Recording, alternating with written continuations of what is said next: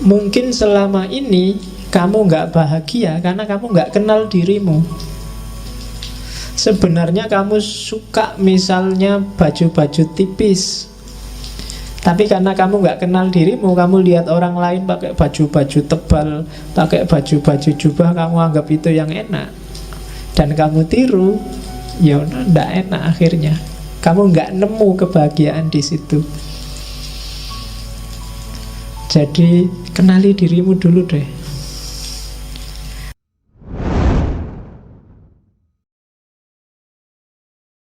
Bismillah, kita lanjutkan ngaji filsafat kita. Alhamdulillah, ternyata ngaji kita, masjid kita sudah dianggap penting. Jadi perlu Facebooknya diblokir. Ada orang yang menyempatkan diri, berarti kan dianggap penting dirimu sekarang. Alhamdulillah ya. Dan tidak masalah sama sekali bagi kita. Malah kalau saya ngaji itu tidak usah diumumkan. Pokoknya Rebo malam Kamis ngaji. Kalau ada pengumuman itu mungkin ada kemungkinan kosong. Jadi justru pengumuman itu untuk mengumumkan kosong, bukan mengumumkan ada ngaji. Jadi teori dasarnya adalah pokoknya Rebo malam Kamis ngaji. Tidak harus nunggu pengumuman. Seandainya mau kosong, baru ada pengumuman, biar kamu nggak kaget, biar nggak usah capek-capek kesini. Jadi teori awalnya itu aja. Ada Facebook atau ndak ada WA atau ndak ada, pokoknya Rebo malam Kamis ngaji, kecuali diumumkan kosong. Nah gitu aja, lebih simpel. Syukur-syukur Facebooknya bisa sembuh, atau ya ikut aja di WA tadi yang ditawarkan takmir, ya kan bisa untuk diskusi, bisa untuk ngobrol. Tapi urusan jadwal ngaji pokoknya kita sepakati aja malam Kamis. Pengajian Rebo malam Kamis. Nah, boleh disingkat pengajian remek. Nah ya remek, saya ngaji kesel kabeh. Sejak pagi sudah capek. Oke, bismillah. Malam ini tema kita adalah kebahagiaan, happiness, sa'adah. Masih di lingkup itu. Sebenarnya tema bulan ini saya ambil secara insting aja. Ternyata memang hari kebahagiaan internasional itu tanggal 20 Maret. Jadi pas. Itu janjinya ya tidak sengaja, mungkin ya memang sudah takdirnya begitu. Jadi pas kita ngomong kebahagiaan, sebenarnya kita ada di bulan kebahagiaan internasional. Oke, malam ini kita masih di dunia muslim setelah minggu lalu ketemu Al-Farabi. Hari ini kita ketemu Ghazali, tokoh besar Islam Sunni. Kalau katanya Zweimer yang orientalis Jerman itu, 4 tokoh besarnya Sunni yang paling berpengaruh itu, yang pertama Nabi Muhammad, yang kedua ya orientalisan itu, Nabi Muhammad dijajar sama yang lain. Nabi Muhammad, yang kedua Bukhari, yang ketiga Asy'ari, dan yang keempat Ghazali. Nggak mungkin kalian nggak pernah dengar nama Ghazali. Zaman saya dulu kuliah S1, kalau mahasiswa sudah sumpek nyari judul, pelarian terakhir Ghazali. Karena bahannya banyak, terjemahannya banyak, tinggal milih yang belum apa. Ada zuhud menurut Ghazali, sabar menurut Ghazali, pokoknya semua kabeh nurut sama Ghazali. Nggak ada yang nggak nurut. Itu kan sama kayak mahasiswa tafsir, isinya selalu nurut Al-Quran, sabar dalam Al-Quran, zuhud dalam Al-Quran, pokoknya selalu dalam Al-Quran. Oke, gula dalam Al-Quran. Ya, akhirnya dirubung semut Qurannya. Oh, ada gula kok dalam Al-Quran. Oke, saya tidak tahu yang ada di kepala teman-teman tentang Ghazali apa. Dulu waktu sesi filsafat Islam kita sudah menyinggung sedikit tentang Ghazali.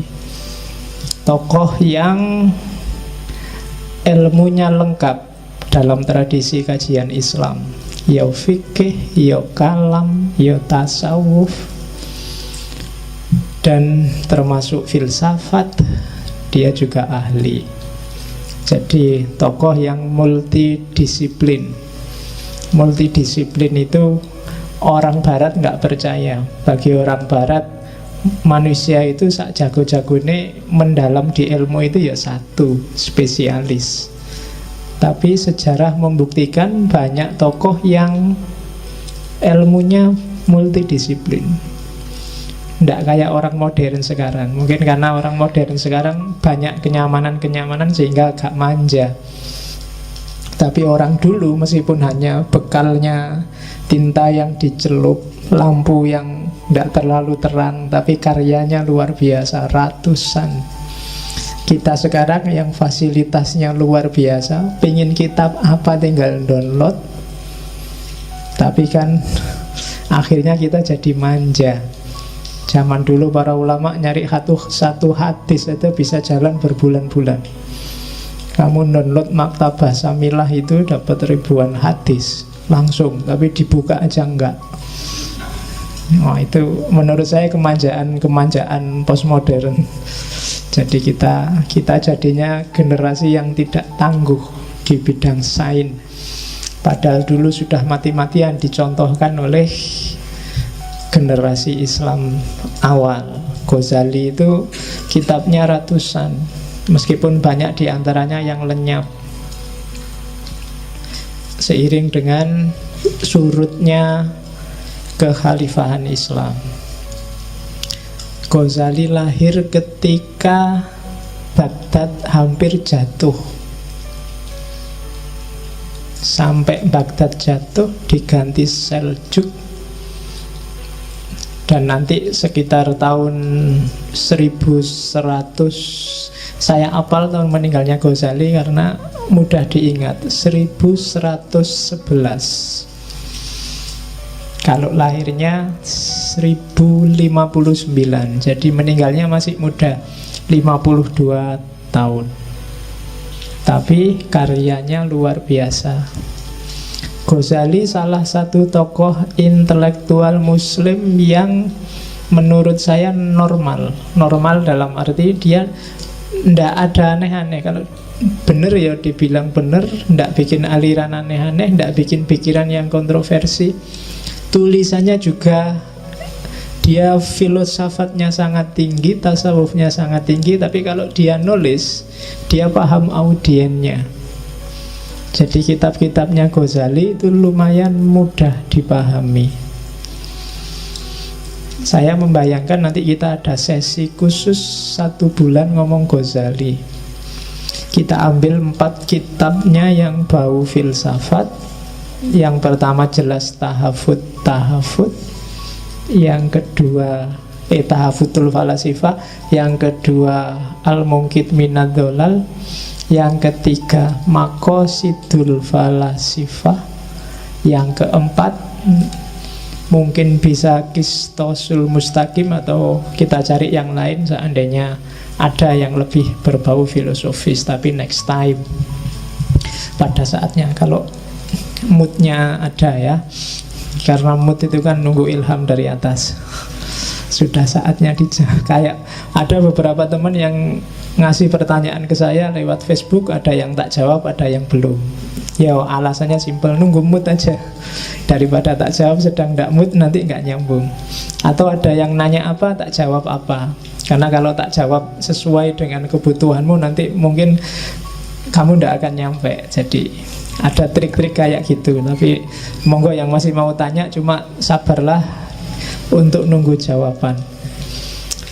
Terus yang perlu dicatat dari Ghazali, dia awalnya intelektual murni, menjelajah hampir semua keilmuan Islam, dan nanti berakhir dalam tradisi tasawuf. Termasuk kitab yang malam ini banyak kita singgung, Kimyaus Sa'adah, kimia kebahagiaan. Meskipun slide yang kita tampilkan hari ini ada 1-2 yang saya ambil tidak dari Kimia Usaadah tapi dari Mizanul Amal. Beberapa kitabnya Ghazali yang menyinggung kebahagiaan kan setahu saya Kimia Usaadah, Mizanul Amal, Ihya Ulumuddin sama Al-Mungkit Minad Dolal.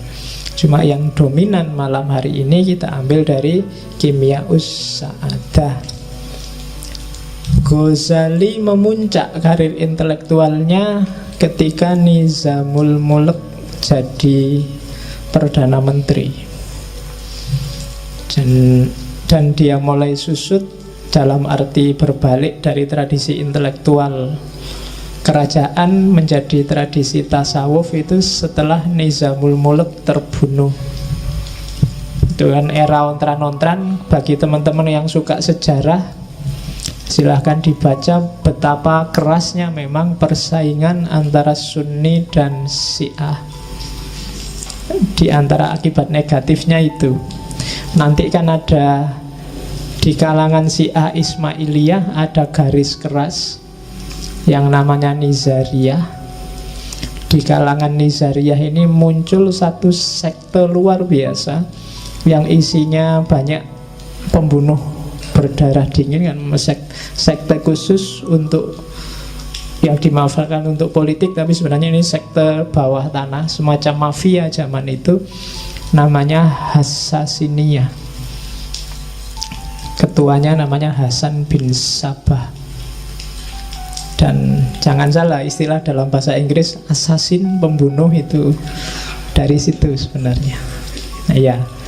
Kalau di game itu nanti diadaptasi jadi game namanya Assassin's Creed. Kalau di film mungkin kalian ada yang maniak game itu. Ya, di film kalian lihatlah Prince of Persia. Di situ ada. Ya sekali-kali nonton film lah. Kamu jangan ngaji kitab terus. Ya, jadi itu Hassasiniyah. Dan Hassasiniyah ini nanti yang sukses membunuh Nizamul Mulk. Ini kelompok teroris yang tidak kasar kayak ISIS. Jadi dia tidak nyasar orang-orang awam di pasar-pasar, di jalan-jalan kayak ISIS. Tapi dia kalau sudah target, yang ditarget pimpinan-pimpinan. Jadi zaman itu kalau dia sudah ngincer pimpinan, khalifah atau gubernur, itu biasanya dikasih, dia ada biasanya senjata andalannya pisau kecil itu. Jadi dia bisa menyusup kemana-mana dan gak ketahuan. Jadi biasanya kalau gubernur yang diincer itu tiba-tiba pagi-pagi di atas bantalnya sudah ada pisau itu. Itu alamat sampean sedang tak awasi, tidak akan selamat dari tanganku kalau tidak sesuai yang dia inginkan. Misalnya kalau tidak mengakhiri kerjasama dengan siapa, kalau tidak melakukan apa. Jadi pisau yang ditaruh di bantal itu menunjukkan bahwa lingkungan orang dalam sudah ada yang jadi anggotanya Hassasiniyah, atau ada penyusup ke situ. Jadi sudah nggak tenang hidupnya kecuali tuntutannya dipenuhi. Jadi, dan kalau memang nggak dipenuhi ya akhirnya tewas kayak Nizamul Mulk yang sempat diancam kayak gitu Salahuddin Al-Ayyubi, meskipun dia selamat. Jadi Salahuddin Al-Ayyubi itu ceritanya waktu dia tidur tiba-tiba di atas perutnya sudah ada pisaunya kelompok Hassasiniyah. Meskipun kemudian dia menyerbu bentengnya Hassasiniyah yang namanya Benteng Alamut. Orang barat kenal Hassasiniyah itu dari ceritanya Marco Polo. Marco Polo yang sempat kabarnya diajak ke sana. Dan uniknya kelompok Hassasiniyah ini kalau merekrut orang itu militansinya luar biasa, karena nganggep Hasan bin Sabah ini orang yang punya hubungan khusus sama Tuhan. Jadi ada cerita, saya nggak tahu benar apa enggak. Jadi kalau misalnya sampean direkrut itu biasanya dibikin mabuk, dibikin teler sampai pingsan, terus dibawa ke bentengnya. Cuma di situ bentengnya di model kayak surga, ada bidadari, ada makanan enak, ada. Jadi waktu pingsan terus sadar dia, jangan-jangan ini di surga ya. Terus manut sama Abdullah bin Hasan bin Sabah datang, ya kamu sekarang jadi anggota kita. Kalau kamu taat hidupmu kayak di surga ini terus menerus. Nah, Jadi caranya halus, tidak kayak ISIS zaman sekarang. Kalau ISIS bagi saya kasar. Jadi prinsipnya Hasasin itu pembunuhan yang tidak perlu, tidak usah. Jadi yang memang harus dibunuh, dibunuh. Kalau enggak, ya enggak. Jadi daripada bunuh orang banyak, kalau enggak suka sama Obama misalnya, ya langsung aja ditarget Obama. Obama tewas kan selesai. Enggak suka sama Jokowi, ya Jokowi aja. Ya, daripada demo tawuran di jalan, ya langsung aja target aja sama. Loh, itu contoh nih. Dan di era kekacauan politik kayak gini, nanti Ghazali melakukan konversi dari tradisi intelektual istana jadi tradisi sufi. Dalam cerita dia 10-12 tahun mengembara uzlah. Dan disitulah nanti karya-karya sufi besarnya lahir, termasuk Kimia Usa'ada. Kimia Usa'ada ini termasuk karya-karya paling akhir setelah Ihya Ulumuddin. Jadi semacam klimaksnya. Dan ada cerita kenapa dia konversi dari tradisi intelektual ke tradisi sufi, karena dia tertarik oleh ilmunya adiknya. Adiknya ini sufi lebih dulu, Ahmad Al-Ghazali. Kalau Ghazali kan namanya Muhammad. Abu Hamid Muhammad bin Muhammad bin Muhammad, 3 kali Muhammadnya, baru Al-Ghazali At-Tusi As-Syafi'i Al-As'ari. Jadi namanya Muhammad, kakeknya namanya Muhammad, kemudian buyutnya juga namanya Muhammad, canggahnya namanya Muhammad. Jadi anaknya namanya Hamid. At-Tusi karena lahir di Tus, fikihnya Syafi'i, kalamnya As'ari. Jadi namanya banyak. Kalian juga boleh gitu, bikin nama yang panjang gitu. Oke. Ya. Meninggal tahun 1511. Dan ya karena dia sufi, jadi sudah mengerti, kalau bahasa sufinya ngerti alamul ghaib wasyahadah. Kabarnya sebelum meninggal dia ngerti kalau mau meninggal. Jadi satu pagi di satu subuh, setelah sholat subuh, terus tanya ke adiknya, ini hari apa? Hari Senin. Terus dia ngerti, tolong aku ambilkan kain kafan. Diambilkan kain kafan, terus kain kafannya dicium, terus duduk selonjor, kakinya diselonjorkan sambil semacam orang nunggu waktu. Jadi yang intinya, aku siap dipanggil hari ini, selamat datang malaikat maut, kutunggu kedatanganmu. Ya, dari sambil selonjor pagi-pagi dia ngerti itu. Terus konon ada yang tanya, Syekh, mbok saya dikasih wasiat terakhir. Kalimatnya hanya satu, kamu harus ikhlas. Yang lain, kamu harus ikhlas. Bolak-balik ngomong kamu harus ikhlas. Terus meninggal dengan kain kafan yang sudah siap, apa-apanya siap. Jadi tinggal langsung berangkat. Nanti setelah dia meninggal, di bawah bantalnya itu ada surat yang terkenal sekali, berisi syair panjang. Ya antara lain intinya dia ngomong bahwa setelah ini aku pergi, tidak usah ditangisi, karena yang kamu lihat sekarang itu hanya seonggok daging. Jadi aku tidak kemana-mana, aku hanya ganti baju. Jadi rohku bersatu dengan hakikatnya, dan jiwaku bukan yang kamu lihat itu. Ghazali bukan yang kamu lihat itu. Yang kamu lihat itu hanya bajunya kemarin. Nah itu nanti kamu lihat syair terakhirnya Ghazali, terkenal sekali. Oke. Karena Ghazali ngomongnya sering pakai bahasa yang mudah dipahami, kadang-kadang para pengkaji, para intelektual itu menganggap kurang tinggi analisisnya. Tapi menurut saya justru disitulah letak jeniusnya Ghazali. Filosof itu kadang-kadang kelemahannya sebenarnya pikirannya biasa-biasa, cuma cara ngomongnya bulat. Itu menurut saya problem. Itu yang bikin filsafat tidak disenangi orang. Dan Ghazali memecahkan problem itu menurut saya. Sementara yang pinter-pinter lebih merasa keren kalau pikirannya agak bulat. Kalau biasa-biasa aja dia merasa tidak canggih. Jadi filsafat yang gampang itu sering nggak dianggap menarik. Sama, tasawuf yang mudah itu sering-sering kalau cuma akhlak kayak gitu kurang canggih teorinya. Lebih canggih, wah datul wujud apa-apa gitu loh. Kan orang sering begitu. Oke, kita lihat ya kayak gimana Ghazali ngomong tentang kebahagiaan. Sebenarnya nanti hampir semua tokoh teorinya mirip-mirip, termasuk kemarin Plato, kemudian Farabi, dan hari ini Ghazali. Kita lihat bagaimana Ghazali menerjemahkan pikiran-pikirannya Plato yang kemarin jelimet atau Al-Farabi dalam bahasa yang lebih sederhana dan lebih mudah dipahami.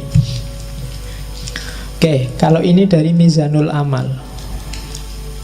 Jadi katanya Ghazali, ya pingin bahagia itu simple. Kita sudah punya semua fasilitasnya. Allah sudah ngasih kita. Apa yang dikasih? Kenikmatan duniawi dan kenikmatan ukhrawi. Semuanya nikmat.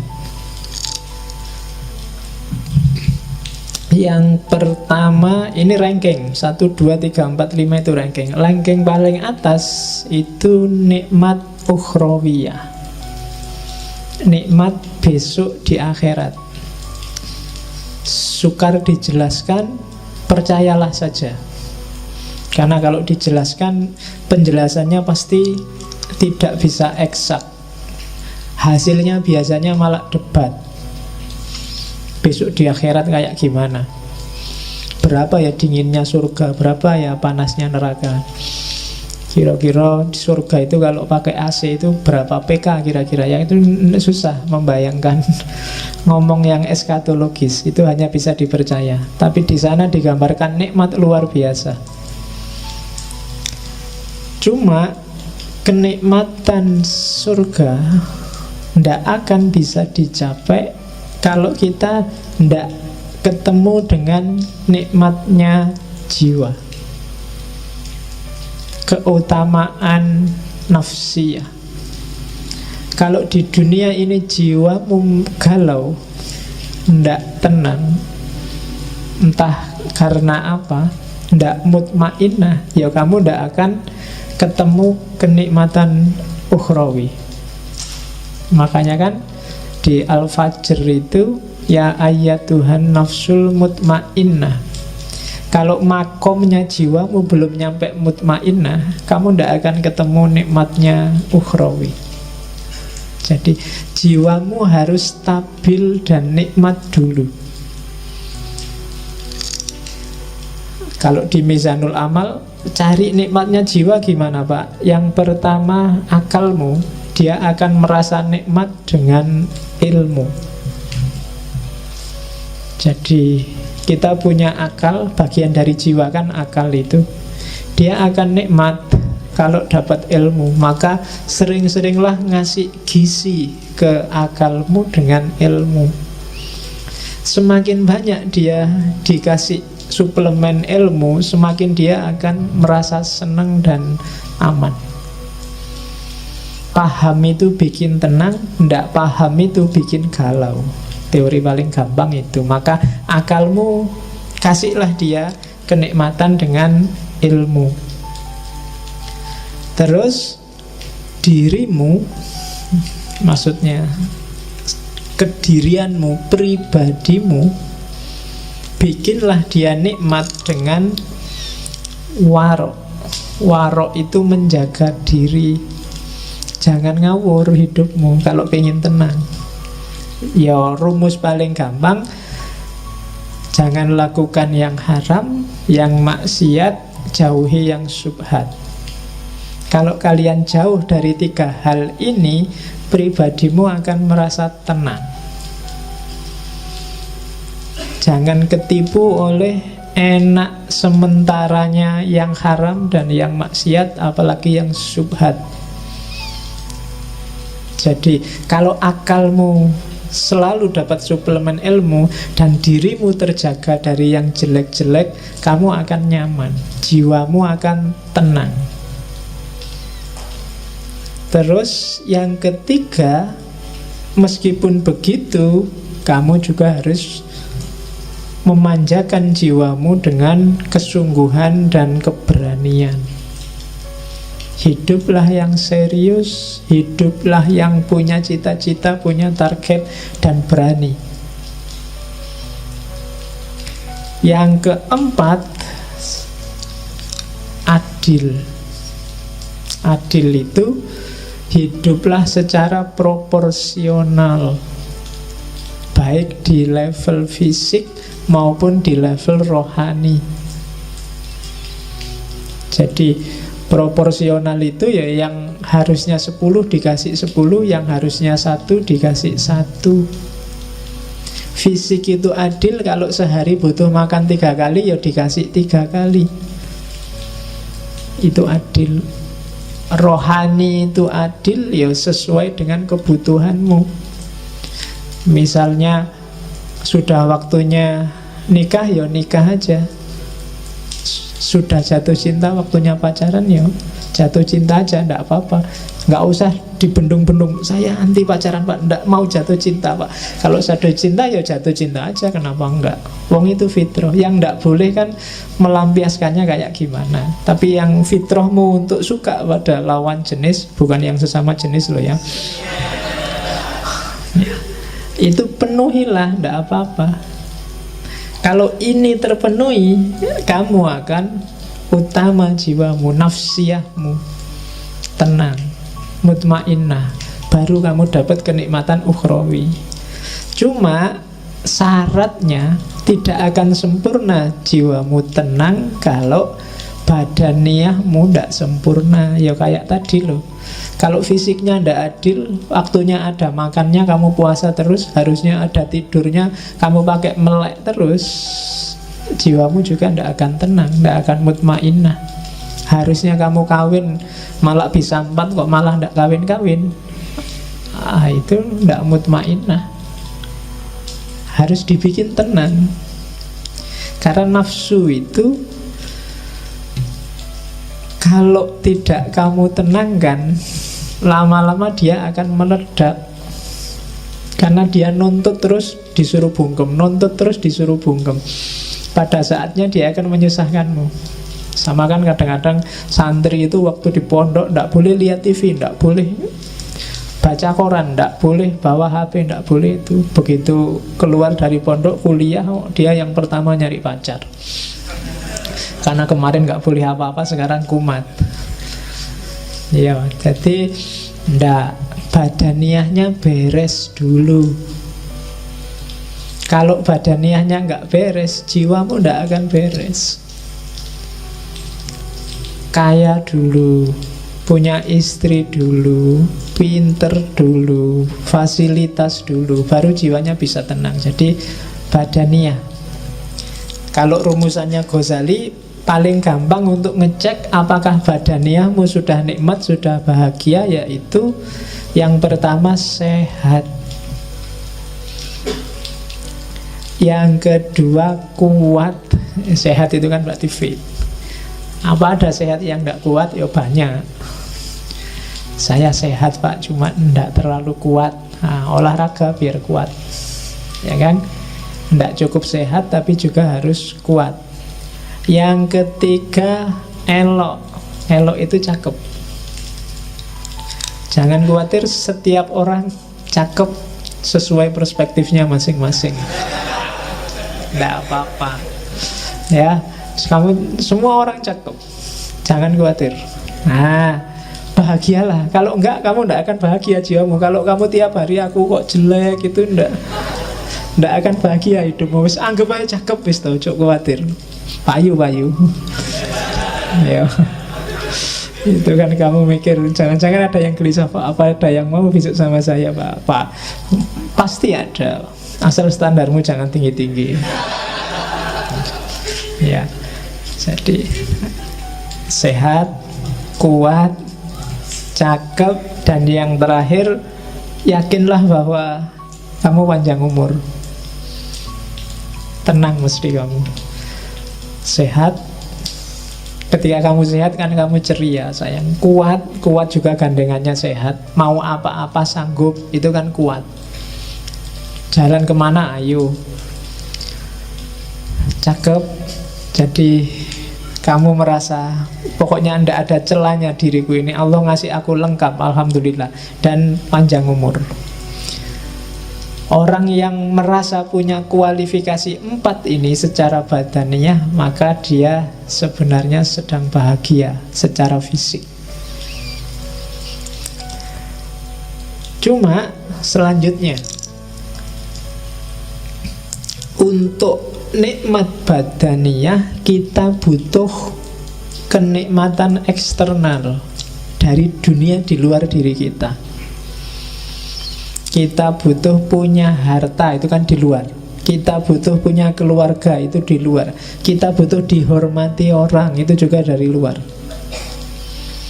Jadi kita butuh kenikmatan dari yang di luar diri. Dari kenikmatan di luar diri itulah diri kita akan merasa nikmat secara fisik. Dari nikmat secara fisik itu kita akan nikmat secara rohani, secara jiwa. Dari kenikmatan rohani itu pada akhirnya secara ukhrawi nanti kita juga akan nikmat. Cuma kenikmatan dari luar itu butuh pelengkap luar yang sangat luar. Apa bahasanya? Yaitu apa? Kenikmatan taufikiyah. Kenikmatan yang menunjukkan kalian merasa bahwa Allah itu sayang padamu dan ngasih banyak padamu. Sebagus apapun kehidupanmu hari ini, kalau kamu merasa dicueki Allah, atau apalagi Allah benar-benar cuek padamu, kamu gak akan dapat merasakan kenikmatan apapun. Kamu melakukan korupsi, enak loh korupsi itu. Kamu dapat banyak uang, mau apa aja bisa. Tapi karena kamu tahu bahwa dengan kamu korupsi ini Allah tidak akan ridho padamu, maka tidak jadi nikmat. Kamu nyontek ujian, enak kan? Nyontek itu nggak perlu capek-capek belajar, bisa langsung jawab. Dan bener lagi, dan bagus lagi. Dosennya sampai heran, ini kuliah tidak pernah masuk, makalah ndak jelas, disuruh ngomong apa juga temennya nggak paham, tapi jawabannya sip, akhirnya dikasih A. Tapi karena kamu ngerti itu nyontek, Amu itu bukan sumber kebahagiaan.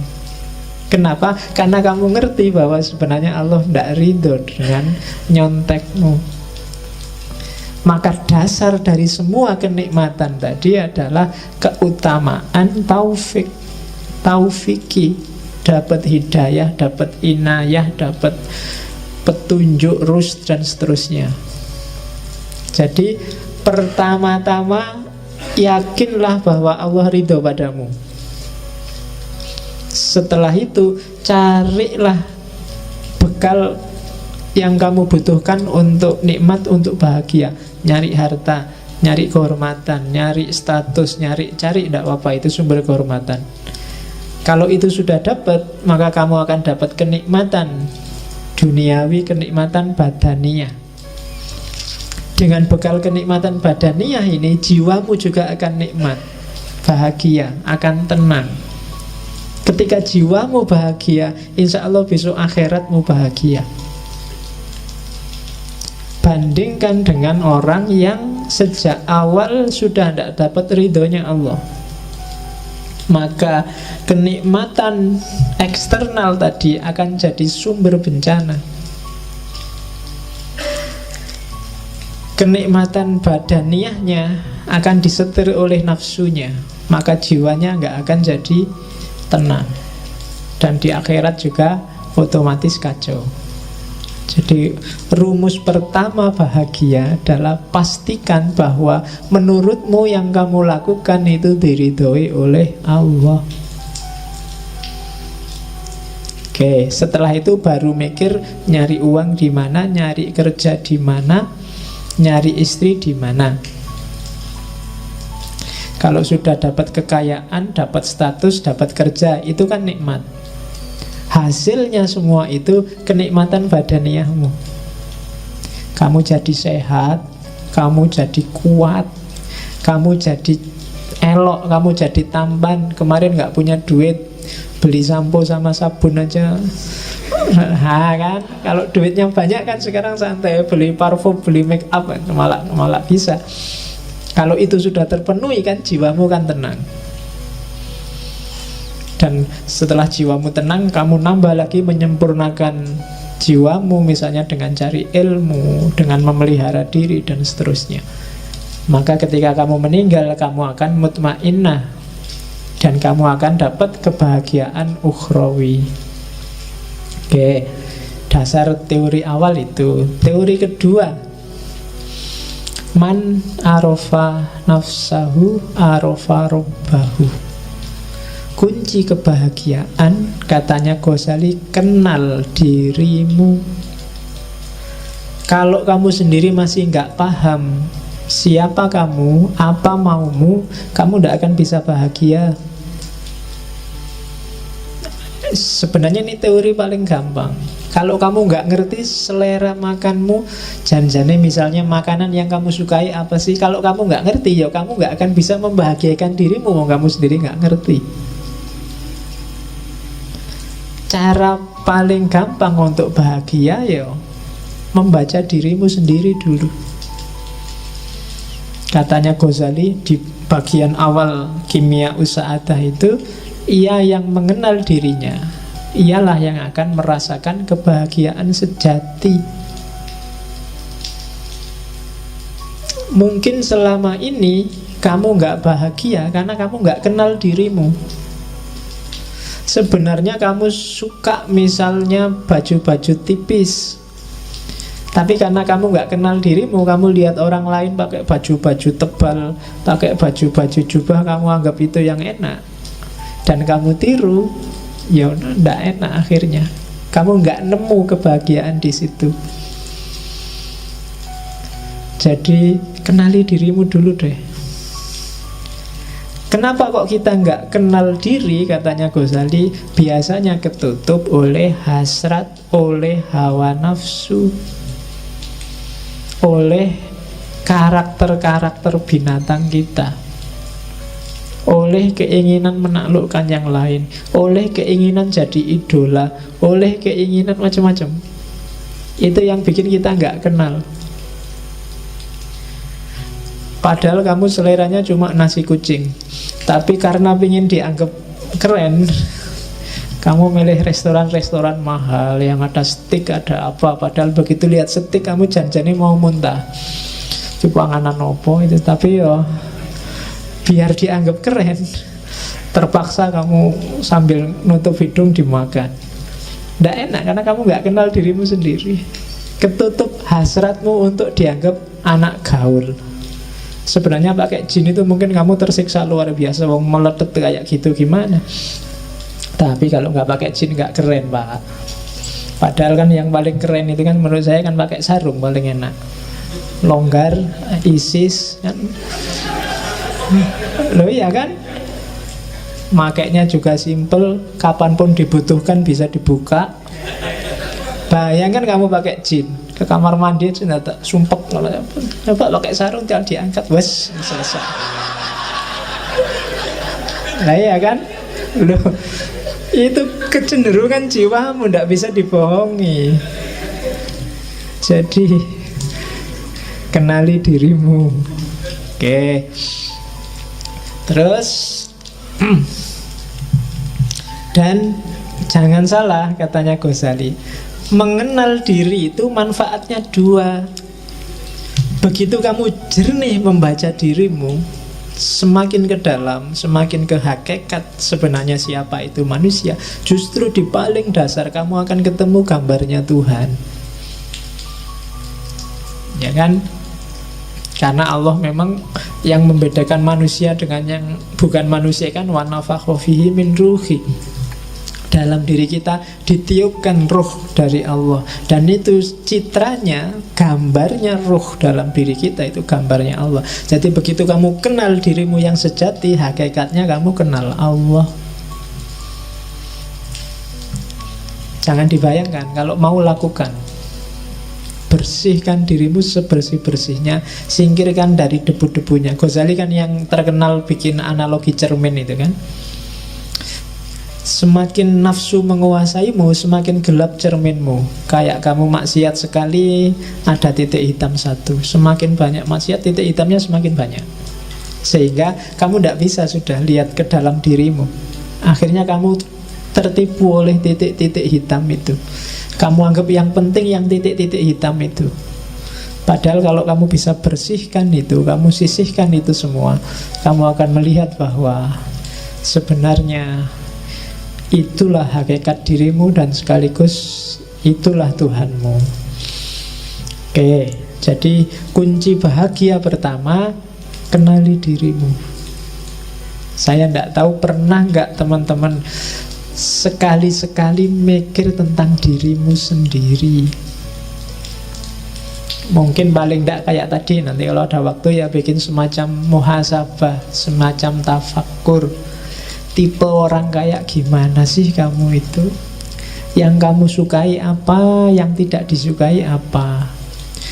Cita-citamu apa saja? Keinginanmu apa saja?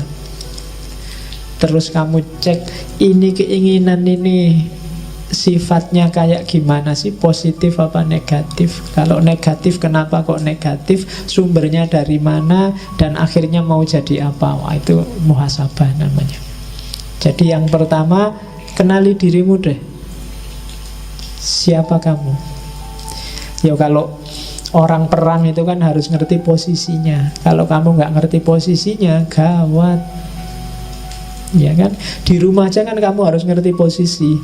Kamu itu anak, opo bapak, opo ibu, opo adik, apa kan harus jelas.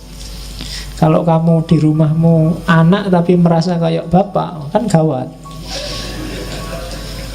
Ya, nanti malam-malam masuk kamar ibu lo. Posisimu anak, bukan bapak. Lah ya kan? Harus jelas. Nah, itu maka kamu dalam hidup ya gitu harus muhasabah. Jangan-jangan kamu itu teman, apa sahabat, apa pacar, apa musuh kan juga harus jelas. Biar menyikapinya juga enak. Maka know yourself. Ini kan pesannya Socrates yang paling awal kan, kenali dirimu.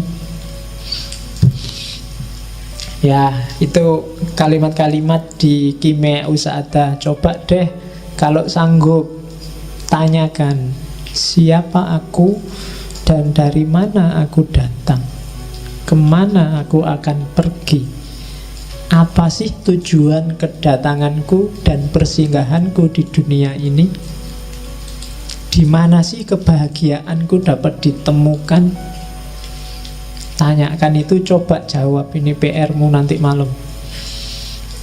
Ya sambil nonton sepak bola kalau ada, ini dijawab. Kira-kira siapa sih aku itu? Dari mana aku datang? Kok tiba-tiba aku ujuk-ujuk ada di sini itu loh? Apa kebetulan atau Allah ngasih misi apa sih aku ditaruh di bumi ini? Kok aku dilahirkan di Jogja? Kok aku dilahirkan di Sumatera? Kok aku dilahirkan Jawa Timur? Kok aku kira-kira disuruh bawa misi apa sama Allah? Nah itu muhasabah. Dan Ghazali wanti-wanti, diinget-inget ya, dalam dirimu secara umum itu ada 3 aktor. Ada 3 variabel yang harus hati-hati kamu gunakannya. Begitu salah dosis, hidupmu kacau. Yang pertama adalah unsur hewan, kehewanan. Yang kedua unsur setan. Dan yang ketiga unsur malaikat. 3-tiganya penting. Kamu butuh unsur hewan. Kalau kamu nggak punya unsur hewan, gawat. Kamu nggak punya ambisi, nggak punya cita-cita, Kamu akan jadi orang yang pasif, nggak kreatif. Mungkin kamu bisa nggak punya anak kalau nggak punya unsur kehewanan. Karena, wah saya nafsu kayak gitu, nggak lah Pak, malah gawat. Harus punya yang itu. Cuma dosisnya dan caranya diatur. Jangan sembarangan. Nah, kalau sembarangan jadi hewan beneran. Jadi bukan lagi manusia yang punya unsur kehewanan, tapi hewan yang punya unsur kemanusiaan. Wale. Jadi harus ada. Setan juga begitu.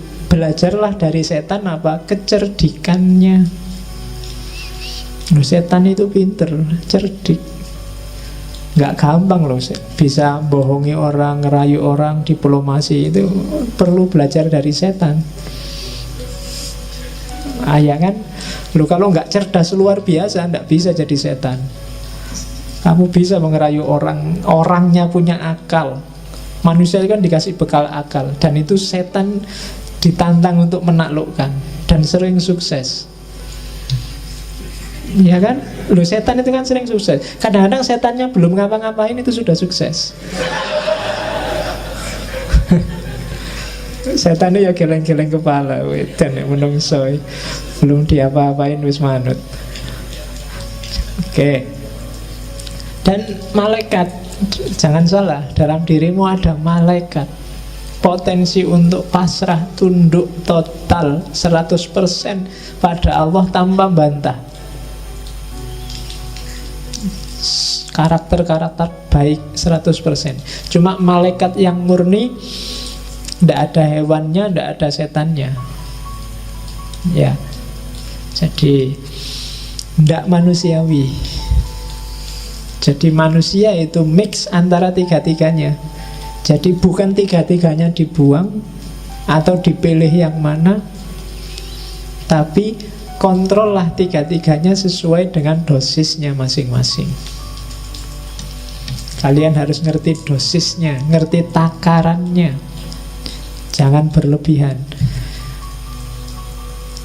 Katanya Ghazali, untuk bisa ngerti takarannya, yang ngontrol harus akal. Kenapa harus akal? Gambarannya kayak kota, katanya Ghazali. Jadi jiwa kita itu adalah kota besar. Rajanya beda sama Farabi kemarin. Rajanya bukan akal, tapi hati. Kolab. Jadi katanya Ghazali, ndak, akal itu bukan rajanya. Akal itu tunduk pada kolab. Suka dan tidak suka, kecenderungan batinmu. Jadi Ghazali melihat manusia itu disetir oleh kecenderungannya. Akal, dalil, argumen, pikiran itu datang belakangan mendukung kecenderungan hatinya. Maka bereskan dulu hatimu, karena hati itu rajanya. Bukan kayak di Farabi kemarin, akal rajanya. Jadi kamu itu ikut partai apa dulu, baru kamu cari dalil kenapa partaimu itu bagus. Kamu itu jatuh cinta dulu, baru cari argumen kenapa kamu jatuh cinta padanya. Kamu suka dulu, baru nyari alasan kenapa kamu suka. Atau tidak suka dulu, baru nyari alasan kenapa kamu tidak suka. Jadi rajanya adalah hati. Maka kan banyak pengajian-pengajian manajemen kolbu. Nah, itu bahas raja. Ya besok kita bikin tandingannya, manajemen akal. Ya, jadi tugasnya akal apa? Akal panglima perang. Hati itu tugasnya ngasih nasihat, berfatwa. Sementara pekerjanya, panglimanya di lapangan itu akal. Prajuritnya itu syahwat dan amarah. Jadi dua-duanya ya, yang satu wali kotanya, yang amarah itu polisinya kalau katanya Ghazali. Jadi dalam diri kita itu isinya polisi yang marah-marah, kemudian wali kota yang penuh ambisi, dan panglima yang punya kekuatan ngatur, serta raja yang mengendalikan. Begitu rajanya nggak beres, maka panglimanya juga disuruh ngatur untuk ke arah yang tidak beres. Syahwat akan jadi penguatnya, karena dari situ muncul ambisi hasrat. Kemudian kekuatan amarah jadi pendorongnya. Jadi hati-hati, makanya hati harus lembut, baru yang lain ikut lembut. Kalau hati kasar, akalmu juga akan mengarah pada kasar, syahwatmu juga dikontrol oleh kekasaran, dan amarahmu akan semakin menyala. Jadi maka katanya Ghazali, amankan kota jiwamu. Pertama-tama bereskan hatimu, kemudian perintahkan panglima untuk mengendalikan wali kota dan polisi. Kalau enggak, ya alamat kotamu kacau balau. Jangan sampai nanti nafsunya memberontak, mengalahkan hati, dan akhirnya nafsunya yang jadi raja. Juga jangan sampai polisinya, amarahnya yang jadi raja. Dan jangan sampai juga akalnya yang jadi raja. Yang harus jadi raja hatinya. Oke. Terus karena itu katanya Ghazali, itu kalimat tak copy paste, hati-hatilah kalau kebahagiaanmu hanya karena urusan makan, minum, dan semua kebutuhan biologis, maka kamu termasuk kelompok bahaim. Kalau kebahagiaanmu terletak pada menang kalah, siapa ranking 1, siapa ranking di bawahnya, siapa yang statusnya tinggi, siapa yang statusnya rendah, maka kita adalah binatang, tapi binatang yang sabuiyah, binatang liar. Kalau tadi bahaim itu binatang ternak, peliharaan. Kalau hidup kita yang bikin kita bahagia adalah tipu daya, muslihat, mencurangi orang lain, maka kebahagiaan kita adalah kebahagiaan jenis kebahagiaannya setan. Dan kalau yang bikin kita bahagia hanya urusan kita menyembah pada Allah, ibadah, tidak membangkang sama sekali, maka kita ada di level malaikat. Bagus tapi tidak manusiawi. Jadi hati-hati, jangan jadi binatang ternak, jangan jadi binatang pemburu, jangan jadi setan, juga jangan jadi malaikat. Nah, susah ya kalau dilarang jadi malaikat. Kamu mesti komplain, loh malaikat kan bagus Pak. Enggak, kita oleh Allah disuruh jadi manusia. Kalau manusia berarti yo ada bahaimnya dong. Yo kita butuh makan, butuh minum, butuh yang itu juga, ya kan? Ya. Padahal aku ngomong yang itu loh, ya kamu kok pikirannya ke sana. Isi pikiranmu berarti yang itu. Aku nggak ngomong apa-apa loh. Terus sabuiyah. Kalau yang ada di pikiranmu sekarang, kapan ya aku ranking 1, kok kalah terus aku, rankingku ranking 40 terus. Yang di pikiranmu itu, kapan aku menang ya, kapan status sosialku tinggi ya, kapan aku, itu berarti yang menang dalam dirimu adalah sabuiyah.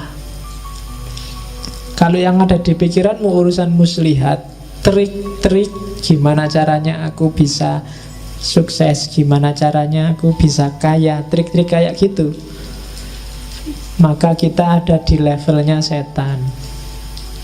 Tapi kalau yang ada dalam dirimu, pokoknya kita harus pasrah 100% pada Allah.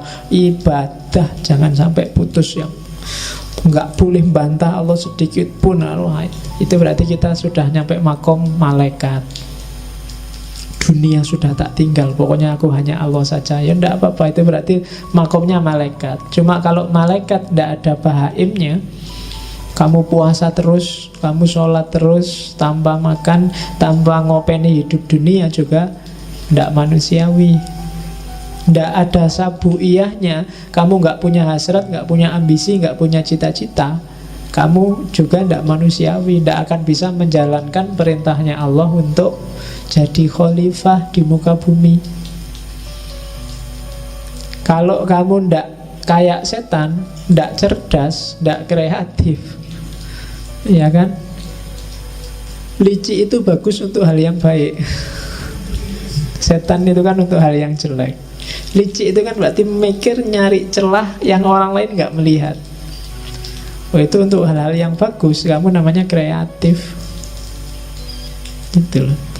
Ya kayak Hasan bin Sabah tadi kan, assassin kan, dia nggak bunuh kan, itu kan pinter. Karena jahat maka namanya licik. Tinggal naruh pisau di bantalnya musuhnya, sudah selesai. Nggak perlu harus ngebom lah, nggak perlu bom bunuh diri lah, nggak perlu capek-capek. Naruh aja di, kalau ada mobil Jokowi lewat, kamu taruh pisau di kursinya Jokowi, itu selesai. Kalau kamu nggak ditangkap ajudannya loh. Jadi coba hati-hati, dikontrol lagi apa yang bikin kamu bahagia. Kalau yang bikin kamu bahagia luar biasa adalah ketika kamu ranking 1 dan semua temenmu kalah, maka ada sabuiyah yang dominan dalam dirimu. Kalau yang bikin kamu seneng pokoknya punya uang banyak, terus saya bisa makan enak, terus bisa kawin, bisa, itu berarti yang dominan dalam dirimu adalah bahaim. Kalau yang ada di kepalamu hanya gimana caranya saya mengabdi 100% pada Allah, gimana caranya meninggalkan dunia yang tidak penting, maka kamu ada di level malaikat. Oke, itu teori selanjutnya tentang kebahagiaan dari Kimiaus Sa'adah. Oleh karena itu, katanya Ghazali, untuk bahagia waspadai 2 hal dan penuhi 1 hal. Waspadai syahwat dan amarahmu, dan carilah bekal ilmu. Untuk ngerti semua tadi, untuk bisa kamu muhasabah secara pas dan sesuai, satu-satunya jalan adalah ilmu. Kamu ngerti yang sedang main ini binatang apa malaikat, harus ngerti ilmu. Kalau enggak, ya kamu enggak bisa muhasabah dengan baik. Nah, ini kan ujungnya sebenarnya sama kayak Plato dan Al-Farabi kemarin. Jalan untuk bahagia itu ya ilmu. Dengan ilmu orang bisa melakukan kebaikan. Setelah dia melakukan kebaikan pasti bahagia. Kalau di Ghazali kan dibalik. Karena kalau orang awam ujuk-ujuk disuruh pakai ilmu mesti males. Wah, kok ilmu belajar ya, baca buku ya, males duluan. Tapi diawali dari, kamu pengen hidup enak enggak? Ya pengen. Kalau pengen hidup enak, ya kontrol dong nafsumu, amarahmu, nanti kamu bisa bahagia. Caranya gimana? Ya ilmu. Jadi ilmunya di belakang. Kalau orang awam lebih enak ditawari manfaatnya dulu. Kalau ditawari ilmu di depan sudah males. Belajarlah biar kamu pinter. Males wis tahu mesti. Wis kan dhisik ya ngono. Cuma kalau dibalik, wah pinter lah. Kalau pinter kamu dapat manfaat gini. Caranya gimana? Ya belajar. Itu kan lebih ringan kalau bagi orang awam. Tapi kalau belum kamu dikasih sholat lah, tahajud, wah males ngantuk. Tapi kalau diawali dari, kalau kamu pingin dapat rezeki lancar, istri cantik, apa, sholat lah, tahajud lah. Itu kalau ngerti embel-embelnya di depan, mesti agak semangat di belakang. Nah, ini logika awam dan Ghazali paham betul ini. Jadi cara dia memainkan cara berpikirnya orang awam. Oke, jadi jalan kebahagiaan yang sejati katanya Ghazali ya, kuasai amarah dan syahwat, jalannya pakai kekuasaan ilmu. Dan puncaknya ilmu itu ma'rifatullah, kenal Allah. Kalau sudah ilmunya sudah nyampe ma'rifatullah, semua pasti akan tertib. Kamu akan menemukan kebahagiaan sejati. Ma'rifatullah itu dicapai tidak semata-mata dengan baca buku atau belajar teorinya. Beda sama ilmu yang lain. Tapi ma'rifatullah itu ketemunya harus dengan laku. Tidak bisa kamu ngerti teori jujur, tapi kamu harus benar-benar jujur. Nggak bisa kamu hanya ngerti teori berbakti pada orang tua, tapi kamu harus berbakti benar pada orang tua. Ma'rifatullah ilmu yang jenis itu. Jadi akan kamu peroleh sendiri kalau kamu dekat sama Allah. Jadi, dan untuk dekat sama Allah harus ada laku tertentu. Dan kalau orang yang sudah makrifat itu biasanya otomatis urusan yang lain semuanya beres. Sebelum semua urusan beres, orang tidak akan nyampe makrifat. Nah, itu jalan kebahagiaan. Jadi kuasai amarah, kuasai syahwat lewat ilmu. Harusnya semakin pinter orang, semakin berkualitas hidupnya, dan semakin dia merasa bahagia. Kalau kamu merasa semakin pinter, wawasanmu semakin banyak, kok hidupmu semakin sumpek, ada yang salah dengan prosedurmu cari ilmu. Silahkan kamu muhasabah sendiri. Pak, saya ngaji filsafat mulai tahun lalu itu perasaan gak berkembang apa-apa itu, Pak. Ya coba dicek lagi deh, jangan-jangan ada yang salah. Jangan-jangan yang kamu incar dari ngaji ini bukan ilmunya, kopinya mungkin. Iya. Jangan-jangan cuma nyari kopi gratis. Jangan-jangan daripada nganggur. Jangan-jangan, banyak jangan-jangannya makanya. Maka dicek lagi. Terus ini saya ambil yang bahasa Inggris terjemahannya. Cara untuk menguasai amarah dan nafsu tadi, kalimatnya Ghazali bagus. Oke, itu saya kasih foto yang itu karena Ghazali Tus itu daerah Persia, dan orang Persia, orang Iran itu biasanya tinggi, besar, gagah, dan brewokan. Ganteng-ganteng, gak kayak orang Indonesia. Kecil, pesek, terus ngeyelan, cerewet. Orang sana gagah-gagah, kalau ngomong aja mantep. Ya, katanya Ghazali, declare your jihad on certain enemies you cannot see. Katanya Ghazali, deklarasikanlah jihad terhadap 13 musuhmu yang tidak terlihat. Egoisme, arogan, conceit, egoisme, sombong, angkuh, selfishness, merasa benar sendiri, merasa bagus sendiri, merasa menang sendiri, greed, tamak, lust, tamak, intolerance, anger, marah, bohong, cheating juga bohong, gossiping, siapa yang seneng gosip, slandering.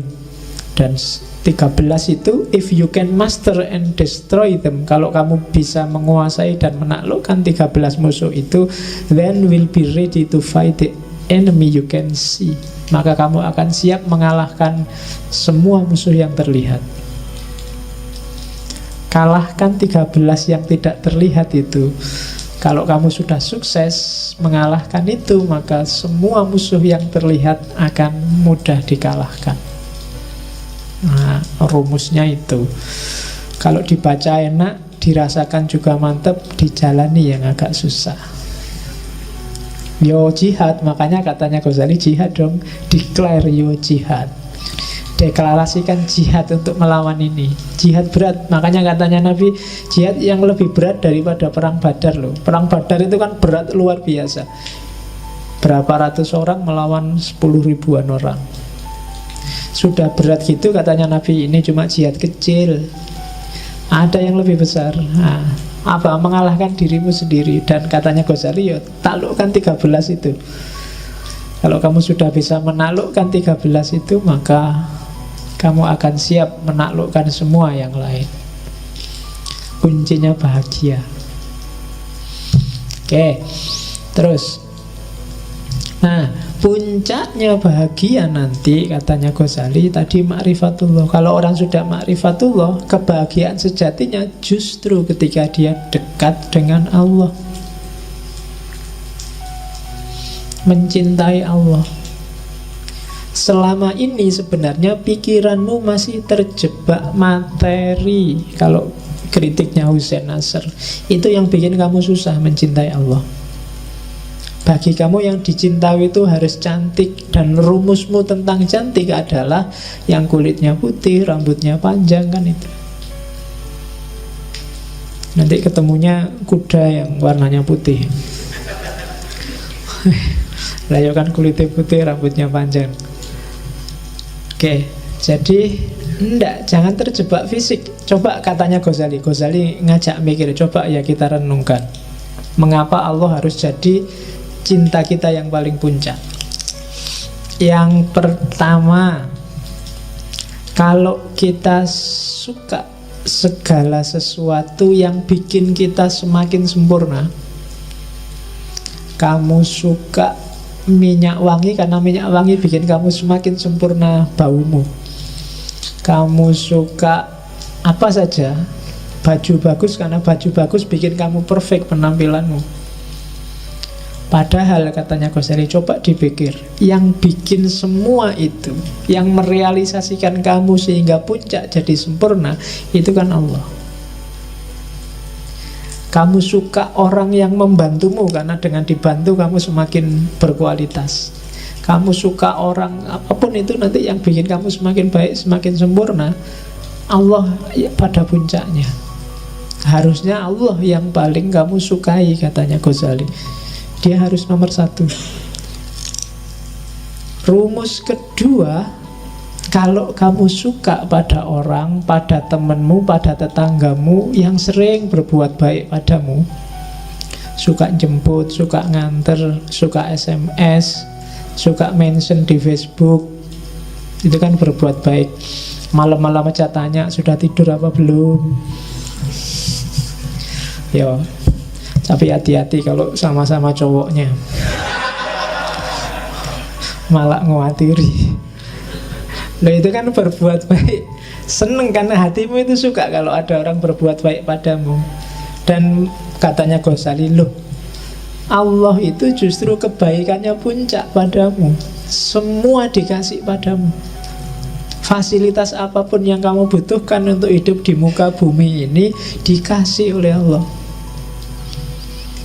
Harusnya kamu jauh lebih suka pada Allah.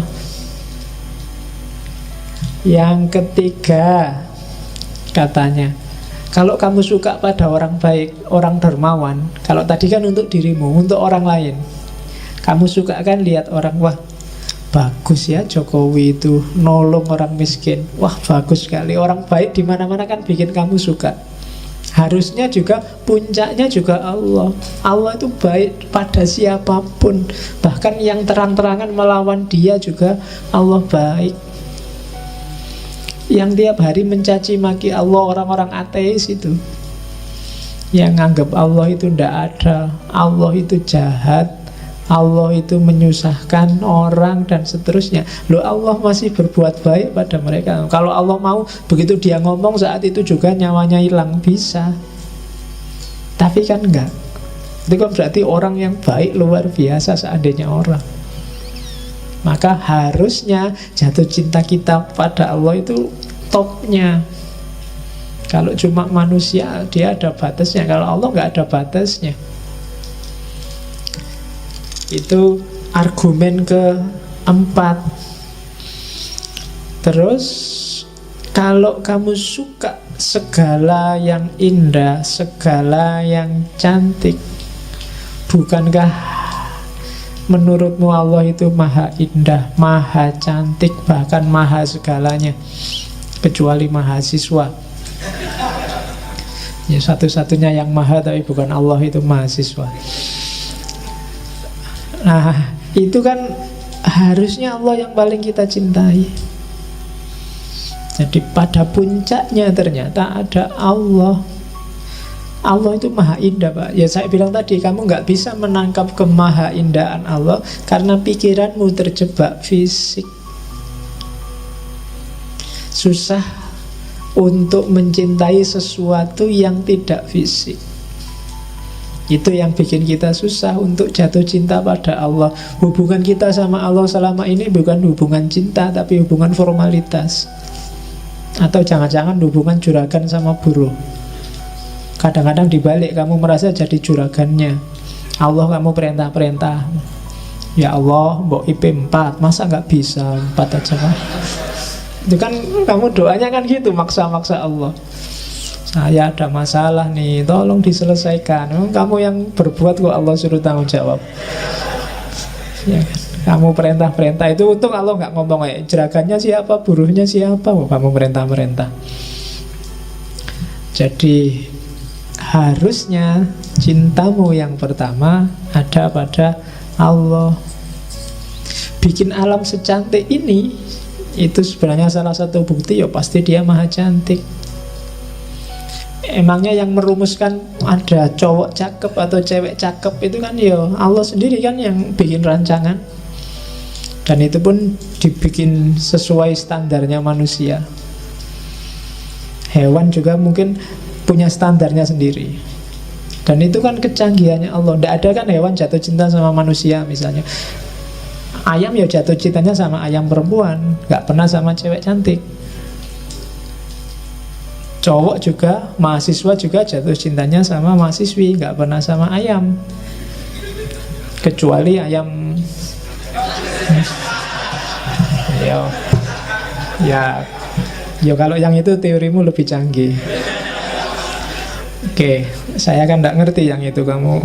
Kalau di situ saya lugu Mas ya. Oke. Terus. Oke. Terakhir katanya Ghazali, kalau orang mencintai sesuatu karena cocok dengan dirinya, misalnya kamu baik, suka juga sama orang baik. Kamu orangnya suka makan, kamu juga suka sama orang yang suka makan. Kamu orangnya suka humor, kamu senang juga orang sama suka humor, dan seterusnya. Kalau kamu jeli, coba kamu cek bahwa Allah sangat sesuai dengan dirimu, dengan hidupmu. Kamu apa aja, Allah ada mahanya. Kamu adil, Allah maha adil. Kamu suka kedekatan, Allah maha dekat. Kamu suka keakraban, Allah maha akrab. Ya kan, Rauf, Rafiq, dan seterusnya. Bahkan kamu suka ketegasan, Allah syadidul iqab pada yang salah. Ada semua, mesti cocok. Makanya para sufi selalu nyuruh kita takholak bi ahlakillah, tirulah karakternya Allah. Kenapa kok bisa ditiru? Karena sama, sekufu sama kita meskipun beda level. Jadi Allah maha penyayang, kita menyayangi bisa. Allah maha pengasih, kita mengasihi bisa. Berarti sepadan. Harusnya kita jatuh cintanya sama Allah, katanya Ghazali. Lah kok bisa kita jatuh cinta pada yang bukan Allah? Pasti kamu sedang ketipu, katanya. Kamu ndak pol jatuh cintanya, kamu masih main di level bawah.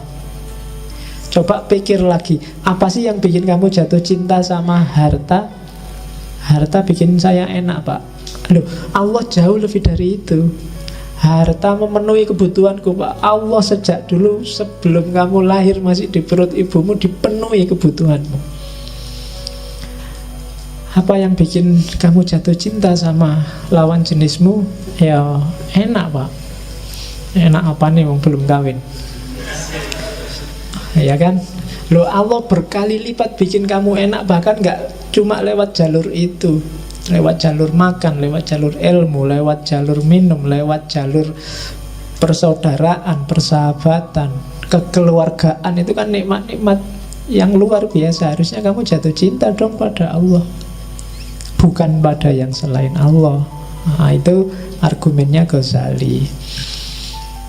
Nah, ini kalimat tak potong dari Kimia Sa'adah. Kebahagiaan tertinggi bagi seorang awam adalah surga, sementara kebahagiaan tertinggi bagi orang-orang khawas adalah ridhonya Allah. Jadi surga itu iming-iming bagi orang biar dia jalan menuju ridhonya Allah. Sama kayak anak kecil itu loh, ketika dia belum bisa jalan berdiri, untuk mancing dia bisa berdiri, ibunya ngasih, ayo pisang, ayo, pokoknya kegemarannya dia ditaruh di depannya biar dia berdiri meraih itu. Cuma targetnya ibunya biar anak ini berdiri dan bisa jalan. Ya kalau dia nyampe dikasih si pisang itu, tapi intinya kan alhamdulillah sekarang bisa jalan. Jadi itu logikanya surga sama ridhonya Allah. Kalau kamu menuju surga, kamu dapat ridhonya Allah. Dan juga sebenarnya kalau kamu menuju ridhonya Allah, surga jadi nggak penting. Kalau kamu sudah jalan seperti maunya ibumu tadi, pisangnya nggak penting lagi.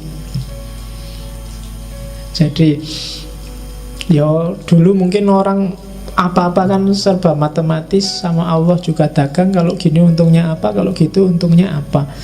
Sementara mikir abstrak agak susah. Maka ditawarilah dengan jannah, dengan surga yang ilustrasinya sangat fisik, ya sesuai jangkauan pikiran masyarakat zaman itu, bahwa di surga besok ada kolam susu, kolam madu, ada bidadari, ada, itu kan fisikal. Tapi puncaknya adalah sebenarnya keridhaan Allah. Apa ndak boleh Pak saya mimpi ke surga? Boleh. Jalanmu menuju surga adalah jalan yang sama sebenarnya menuju keridhaan Allah. Cuma kalau terminal akhirmu surga dan kamu berhenti di situ, matok di situ, mungkin kamu nggak ketemu keridhaan Allah. Akhirnya ibadahnya jadi matematis, disuruh apa-apa dihitung. Kalau saya sholat duha untungnya apa? Wah, rezekimu lancar, oke. Ya kan? Kalau saya sholat tahajud apa? Wah, semua kebutuhanmu dipenuhi, oke. Kan selalu gitu kamu negosiasi. Begitu kamu sholat duha lama, rezeki tidak lancar-lancar Pak. Jangan-jangan bohong. Nah, ya kan? Karena kamu pertimbangannya matematis, seolah-olah Allah nggak ngasih apa-apa padamu, karena hitunganmu ya harus kaya dengan sholat duha. Kalau saya sedekah 1.000, nanti dapatnya 70.000, benar kok Pak? Iya, janjinya Allah. Begitu nggak dapat 70.000, wah bohong kan mana? Ya kan?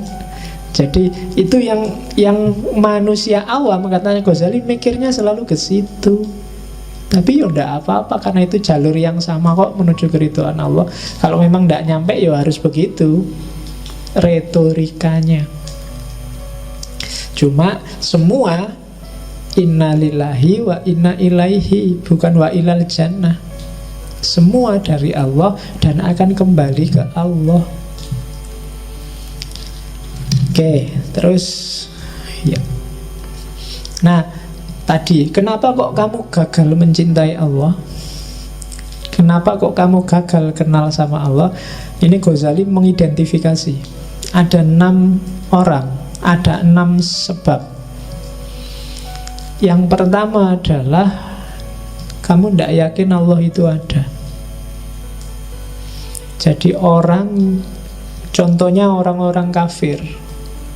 Kita punya gaya ini mungkin di level tertentu nggak sedahsyat orang kafir, tapi puncaknya yang jelas orang kafir. Dia tidak ngakui kalau Allah itu ada. Dia menganggap dunia seisinya ini ada dengan sendirinya. Ya mungkin karena kombinasi antara zat apa, sel apa, dan seterusnya, dunia ini ada. Katanya Ghazali, orang-orang ini kurang piknik. Bahasamu kan gitu sekarang. Jadi orang-orang ini gak pernah piknik. Itu kayak orang yang melihat tulisan tapi nganggepnya tulisan itu ujuk-ujuk ada. Ujuk-ujuk tiba-tiba ada. Yang ndak Jawa kan bingung kamu memahami ujuk-ujuk. Jadi ada gaya orang kayak gini. Orang yang ndak yakin Allah itu ada, ya ndak akan mengenal Allah.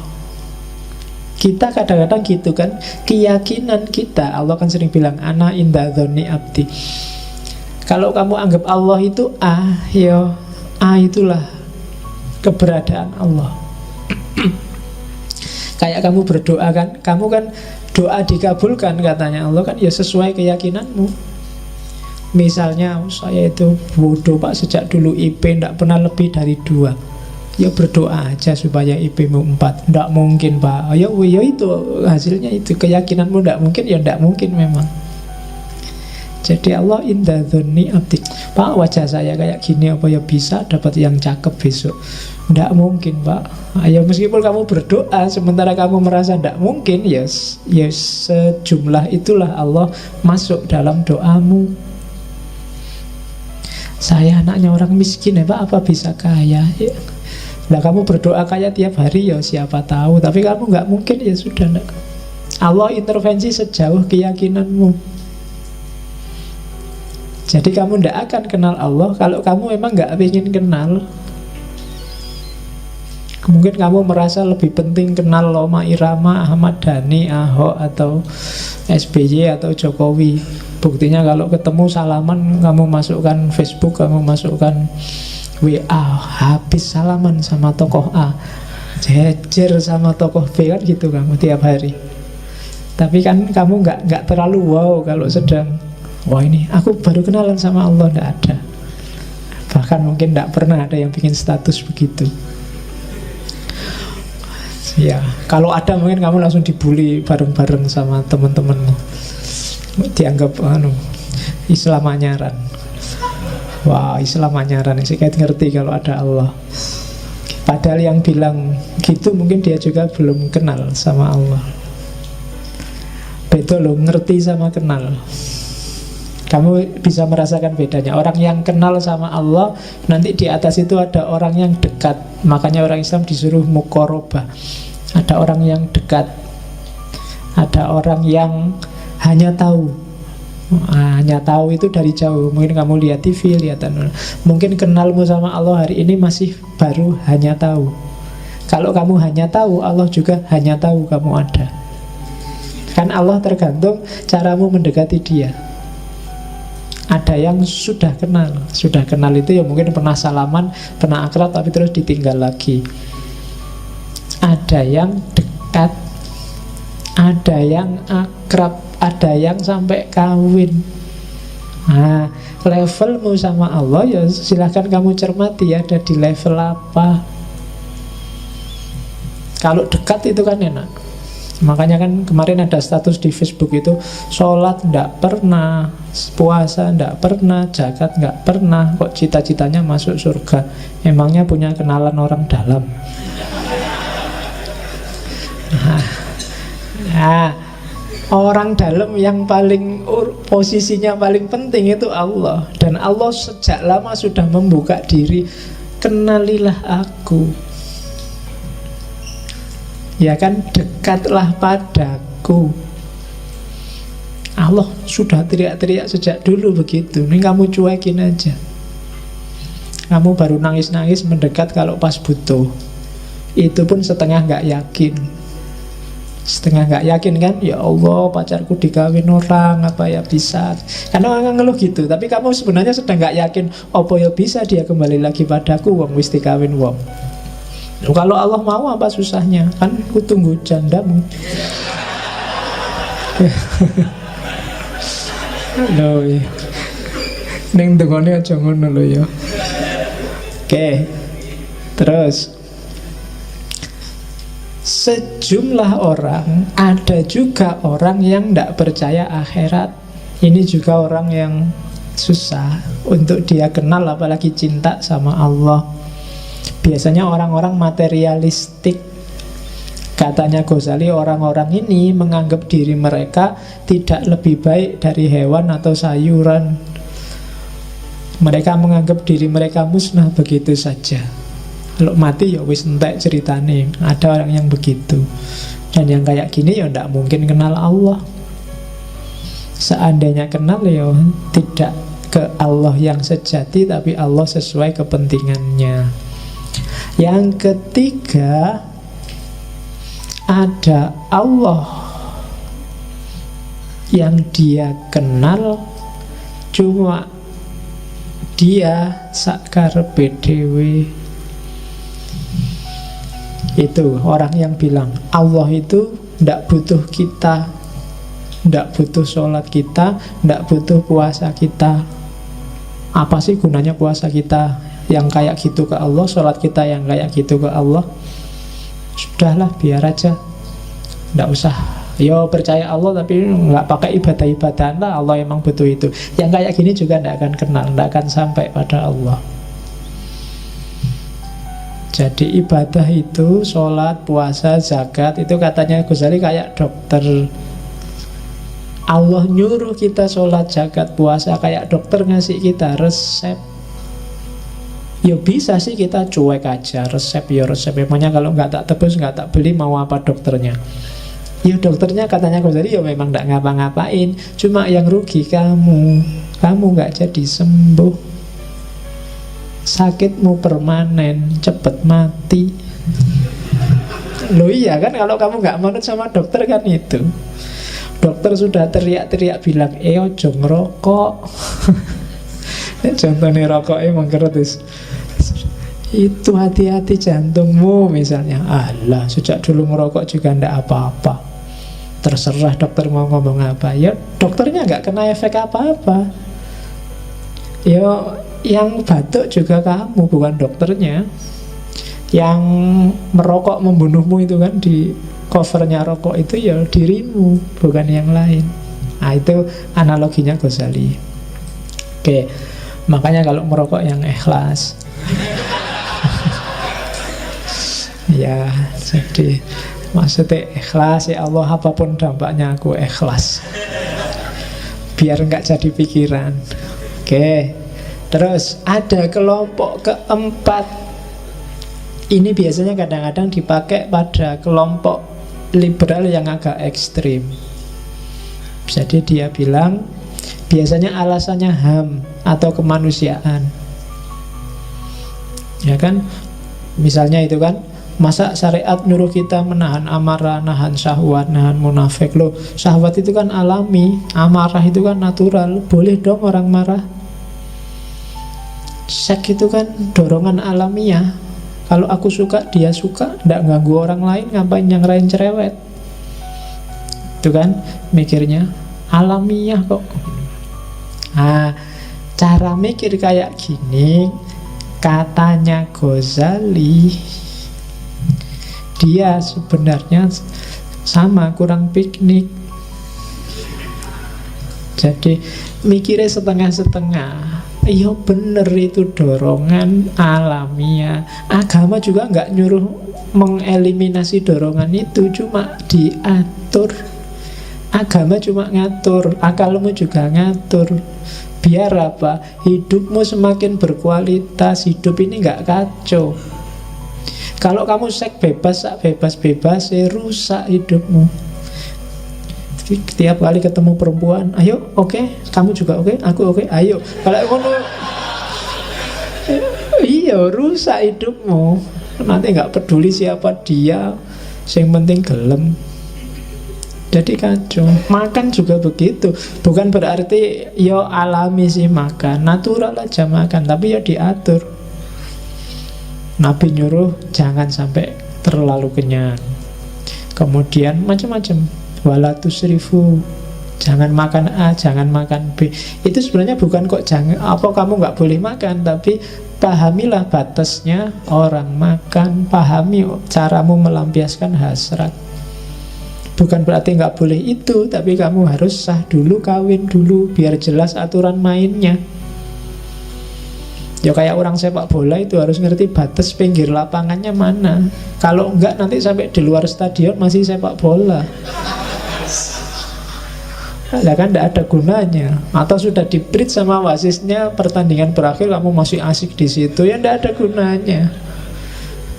Jadi agama itu ngasih kita batas. Jadi biar kita ngerti batasnya. Yo alamiah iya, cuma agama ngasih kita petunjuk melampiaskan yang alami itu apa. Kalau cara mikirmu kayak gitu, katanya Ghazali, ya ndak akan kenal Allah. Terus yang kelima, orang-orang yang permisif. Tiap ada apa-apa, tenang aja, Allah Maha Pengampun, Allah Maha Penyayang. Dosa dikit-dikit besok tobat, kita wudhu atau dosanya rontok misalnya. Ya bukan berarti ideologi kayak gitu keliru, tapi kalau gayamu kayak gini, kamu tidak akan bisa kenal Allah. Itu kamu seolah-olah meremehkan, seolah-olah nganggep tenang aja lah, kayak dosa ini gampang, orang tuaku itu mudah memaafkan. Orang kayak gini kan biasanya menjebakmu sendiri. Sama Allah juga begitu. Maksiat dikit-dikit, tenang aja, Allah Maha Pengampun. Agak besar dikit, ampunannya Allah lebih luas daripada dosa kita. Meremehkan. Nah itu juga trouble. Kalau mentalmu mental gini, ya ndak akan kenal Allah yang sejati. Yang keenam, ini kebalikan 5 yang atas. Orang-orang yang sok soleh. Ini juga trouble. Merasa dirinya suci. Kalau saya sudah bebas dari dosa, dunia tidak bisa lagi nggoda aku wis. Nah, itu juga katanya Ghazali bahaya.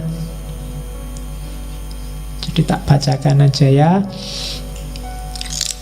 Kalimatnya agak nyelekit kalau bagian ini. Jadi orang yang ngaku mencapai tingkat kesucian tertentu sehingga merasa dia tidak bisa dipengaruhi oleh dosa. Katanya Ghazali, namun kenyataannya saat orang lain memperlakukan mereka secara tidak hormat saja, mereka akan dendam bertahun-tahun. Terus jika ada di antara mereka yang tidak mendapatkan sebutir makanan yang menurutnya adalah haknya, maka seluruh dunia rasanya sempit dia dan gelap. Pokoknya nesu-nesu, merasa haknya dirampok. Katanya Ghazali, mereka ini, para mistikus palsu ini, kadang-kadang berpura-pura tenggelam dalam samudra ketakjuban. Tetapi jika kau tanyakan pada mereka apa yang mereka takjubkan, mereka tidak mengetahuinya. Jadi tiap hari dia merasa, wow, luar biasa Allah itu, luar biasa.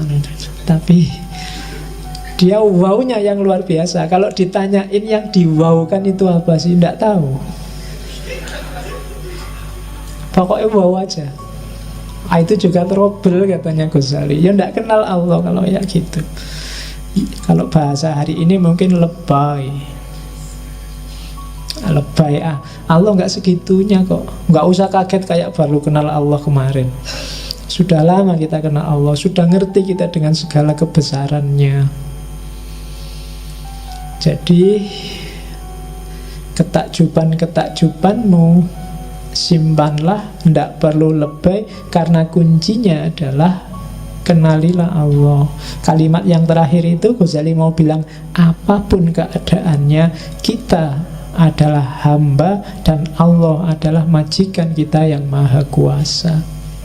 Ini sebenarnya mau ngeritik orang-orang sufi yang berlebihan sampai ke level bahwa manusia dan Tuhan bersatu. Ini juga tidak akan kenal Allah. Kalau jadi satu ya selesai. Kenal itu kan ini aku, itu kamu, kenalilah aku kenal dirimu. Itu kan kenal namanya. Makrifat itu aku tahu tentang kamu, sesuatu di luar diri kita. Kalau sufi yang agak berlebihan, tasawuf, wahdatul wujud, itikat, khulul, itu bisa menjebak orang bahwa manusia sama dengan Tuhan. Maka di kalimat terakhir Ghazali menegaskan, ketahuilah, ingatlah bahwa yang maha kuasa yang menciptakan, dan kita adalah hamba yang diciptakan. Jadi sederhananya begitu. Tugas kita kenal, paling puncak adalah makrifat. Bukan melenyapkan diri kita atau menganggap kita nggak ada, yang ada hanya Allah, atau apalagi kitalah Allah itu. Berarti tidak butuh kenal kalau hakikatnya sama. Oke, itu yang menghalangi orang dari bahagia karena tidak kenal Allah. Kalau orang punya 6 karakter ini, dia tidak akan kenal Allah. Orang yang tidak kenal Allah tidak akan nyampe pada kebahagiaan yang sejati. Terus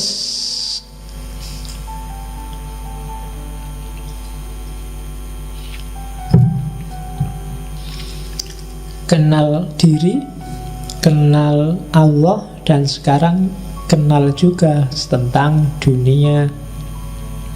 Harus, karena kita hidup di sini. Kalau nggak ngerti ilmu dunia, kita nggak bisa hidup, nggak akan bisa bahagia. Karena kebahagiaan dunia itu imbasnya kebahagiaan akhirat. Kalau di dunia kita tidak bahagia, badaniah tidak bahagia, akhirat tidak akan juga bahagia. Kayak logika di awal tadi. Maka kunci bahagia selain kenal diri sendiri, kenal Allah, juga kenal dunia. Kenal dunia itu targetnya 2, memelihara jiwa dan merawat jasad.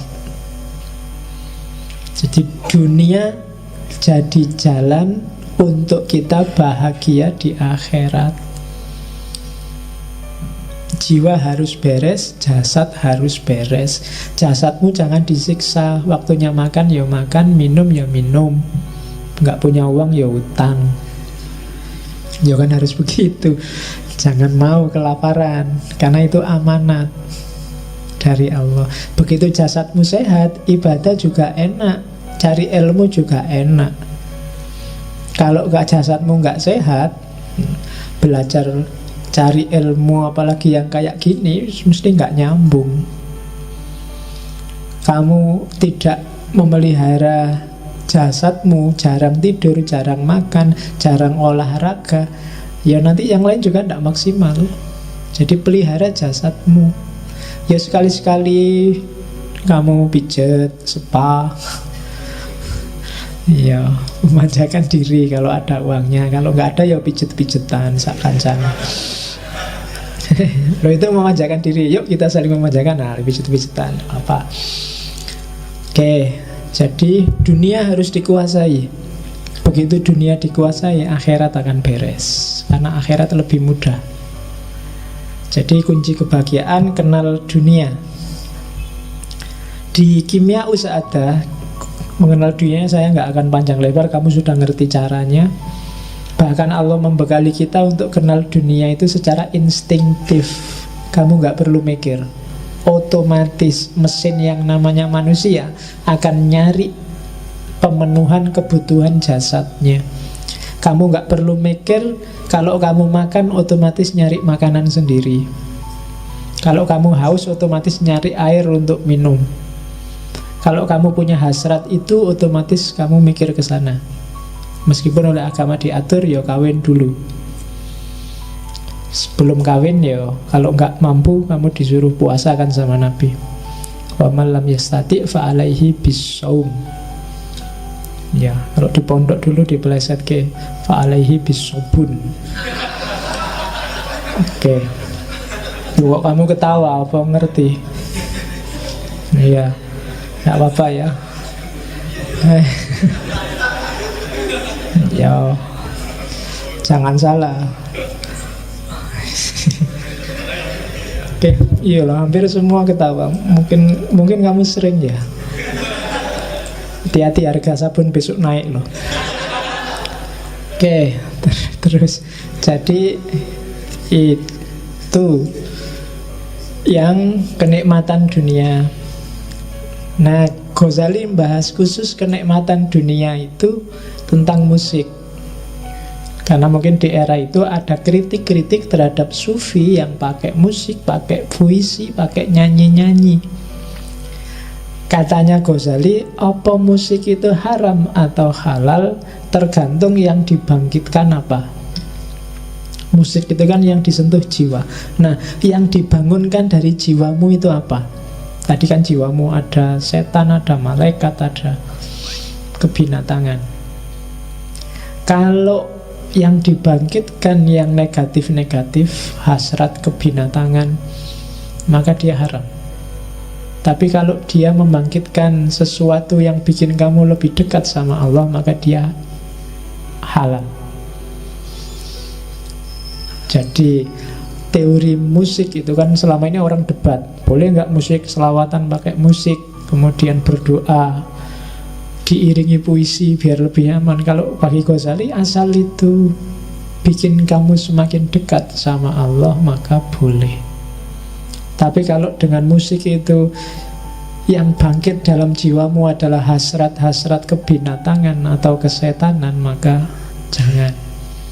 Dengar musik koplo, dengar dangdut yang goyang barbel, goyang apa itu kan, yang bangkit kan pasti enggak. Kamu lihat masuk ingat, ya Allah kan enggak mesti. Pasti kalau lihat itu bukan Allah yang muncul di kepalamu kan. Iya. Mestinya isinya kayak gimana ya, mesti gitu. Jadi pikiranmu mesti yang aneh-aneh. Nah, yang kayak gitu katanya Ghazali enggak, yang kayak gitu ya haram. Kalau flat Pak, flat itu enggak ada yang bangkit apa-apa, ya standar aja Pak, nyari hiburan. Katanya Ghazali kalau hanya hiburan saja itu boleh. Jadi ya suka aja Pak, misalnya musik klasik Pak, saya enggak tahu Pak, musik klasik itu enggak bangkit apa-apa, malah ngantuk saya Pak. Misalnya, ya katanya Ghazali hanya untuk hiburan itu boleh, enggak apa-apa. Jadi kamu bahagia dengan itu enggak masalah. Katanya Ghazali, ya jangan dikritik lah para sufi yang pakai tari, pakai musik, pakai lagu, itu alami kok. Katanya Ghazali, bahkan unta pun kadang-kadang bisa dipengaruhi dengan musik, dengan lagu. Orang perang aja kadang-kadang pakai tabu-tabuan itu biar semakin semangat. Berarti jiwa bisa dipengaruhi oleh musik, oleh tarian. Maka kuncinya bukan pada musiknya, tapi yang bangkit dalam jiwamu itu apa dengan musik itu. Nah, itu teorinya Ghazali. Terus katanya Ghazali, cuma hati-hati ya kalau syair-syair yang ada kata-katanya. Jangan sampai ada kata-kata, kalimat yang menyesatkan orang. Misalnya kalau di situ contohnya kalimat puitis dalam sufi, misalnya kau berubah dari kecenderungan asalmu. Wah, itu kalau kalimat ini maksudnya pada Allah, maka tidak boleh. Karena Allah tidak berubah. Biasanya satohat sufi itu sering menjebak ke sini. Yo, satohat itu ekstase, pengalaman puncak kenikmatan, monggo dinikmati sendiri oleh sufinya. Jangan model pertunjukan untuk umum. Karena kalau dipertunjukkan untuk umum sering jadi masalah, katanya Ghazali. Bisa bikin orang sesat dan menyesatkan. Maka musik boleh, tari-tarian boleh, diambil unsur hiburannya saja juga boleh. Cuma kalau ada kalimat-kalimat yang menjebak, hati-hati. Nah, itu teorinya Ghazali. Jadi tidak apa-apa kalian suka musik, suka selawatan, suka lagu dangdut atau lagu rock. Nah, yang tidak boleh lagu yang tidak pakai rock. Ya kan, kalau nggak pakai rock ya jangan, nanti gawat. Karena yang bangkit tidak cuma jempolnya, tapi juga jempol yang lain ikut bangkit, bisa gawat. Oke, terus kejarlah juga kebahagiaan dalam muhasabah dan zikir di kimia usa'adah. Muhasabah itu nikmat, kejarlah. Cobalah lakukan muhasabah bolak-balik, sering saya sarankan, Mbok, sekali-sekali tafakur muhasabah. Muhasabah itu menghisap dirimu sendiri sebelum besok kamu dihisap. Levelmu level mana? Syukur-syukur kamu jajal ya, 1 bulan ini belilah buku, terus nyaingi malaikat rokib sama atid. Tulislah, kalau mau tidur hari ini tadi, kira-kira aku punya dosa apa ya? Tulis, bisa. Itu bahan untuk muhasabah. Kok bisa ya aku memakai punya dosa kayak gitu ya? Jangan-jangan aku ini sudah tadi ngobrolku kebanyakan ya, akhirnya salah ngomong, jangan-jangan temanku sakit hati. Ditulis. Tadi aku seharian gak ngapa-ngapain, cuma ngurusi HP, terus mendelengi HP, terus itu tulis, dan seterusnya. Itu muhasabah namanya. Itu yang tak tulis di situ, contoh sampelnya muhasabah dari kimia usa'adah.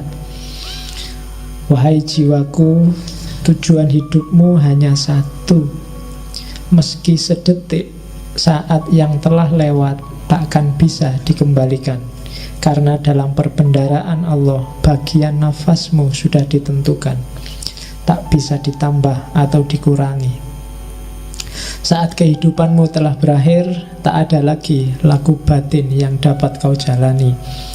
Karena itu, apa yang bisa kau kerjakan, kerjakanlah sekarang. Garaplah skripsimu, tesismu, tugasmu sekarang. Loh ya, waktunya nggak bisa balik. Jadi nggak bisa kamu nunggu 4 tahun kok terus ditulis lulus 2 tahun. Tetap ditulis 4 tahun, waktunya nggak bisa balik. Jadi kerjakanlah, perlakukanlah hari ini layaknya hidupmu telah habis, dan hari yang akan kau jalani hanyalah bonus yang dianugerahkan Allah yang Maha Rohim. Jadi meskipun belum dapat surat peringatan, anggap saja sudah mau di DO. Jadi ngarape serius. Anggap aja waktumu hari ini itu sudah bonus. Harusnya kamu sudah selesai kemarin-kemarin. Nah, itu muhasabahnya mahasiswa semester tua.